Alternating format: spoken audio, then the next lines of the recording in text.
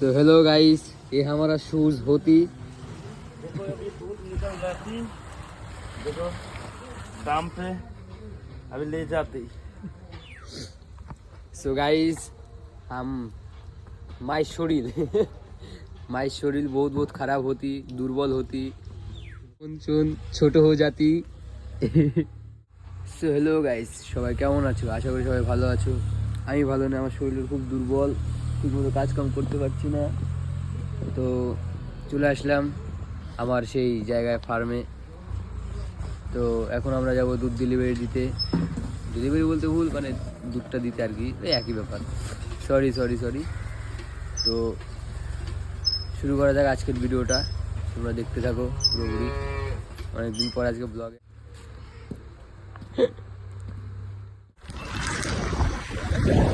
তো guys good morning. তো দেখো এই কুয়াশার মধ্যে আমরা মিল্ক ডেলিভারি করতে বেরিয়ে গেছি।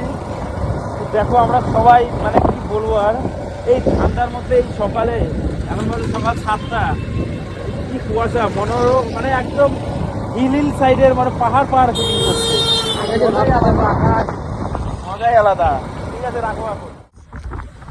আর কিছুটা পথ বাকি, তারপর আমরা পৌঁছে যাবো আমাদের সেই জায়গাটায়। খুব ঠান্ডা লাগছে গাইস, যে ঠান্ডা।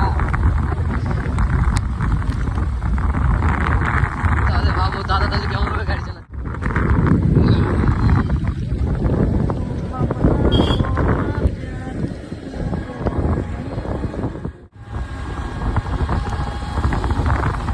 আমাদের এখন ঘুরতে যাওয়া হয়ে গেছে, এখন আমরা বাড়ির দিকে, ফার্মে এখন যাবো। তো এই যে ড্রাম দেখতে পাচ্ছ তোমরা,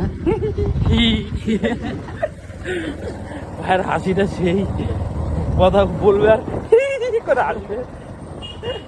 গাইস আমি হাসতে ভালোবাসি, কারণ কি অনেক কাচ্ছি তো, বলতে হয় না। ভিতরে ভিতরে কথা বলতে হয় না, বললে অনেক কথা বেরোবে। যাই হোক, प्यार करते हैं तो से धोखा दे दिया, इसलिए भाई जीवन में बहुत रोया।